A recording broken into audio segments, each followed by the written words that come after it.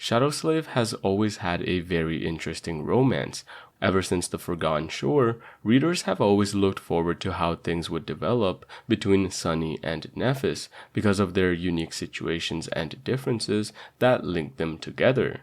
Sunny is someone who grew up in the slums, only really ever interested in surviving and living a happy life. Other than himself and his sister, he initially did not care for anyone else.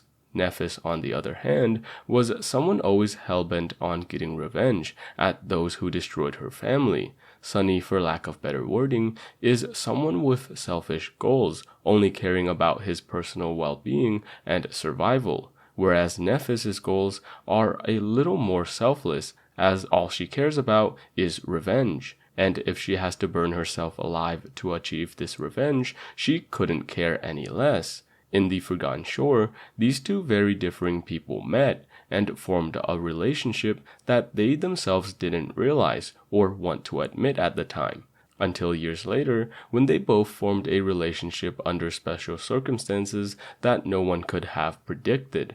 Throughout the story of Shadowslave, aside from the main differences between Sunny and Nephis which I pointed out, there were also many other things that made their relationship so interesting and engaging to read. For example, Nephis and Cassie's betrayal, which basically put Sunny under a slave collar. Under this condition, Sunny and Nephis could never be in a normal or comfortable relationship, not only because of the betrayal, but also because Sunny is practically Nephis's slave now, which he clearly does not enjoy and did not consent to.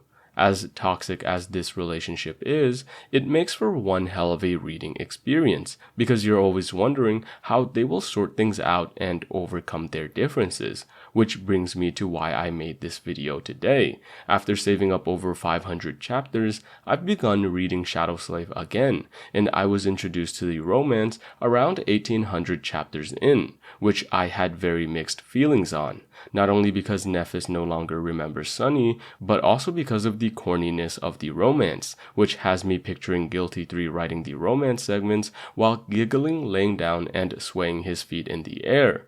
I'm happy as any other person to finally see Sunny being able to take a break and have some lovey-dovey moments, but it's just that the way that it's written almost feels like I'm reading a fanfiction, especially with all the flirting and innuendos that are just flying in the air, which in contrast to the more serious tone the novel has been written in up to this point, feels very foreign, and because of this, I'm really having mixed feelings about the romance. At times it's sweet and I'm happy for Sunny, but at other times I find it hard to read, as if I'm third-wheeling and am forced to listen to Sunny and Nephis telling each other cringy one-liners.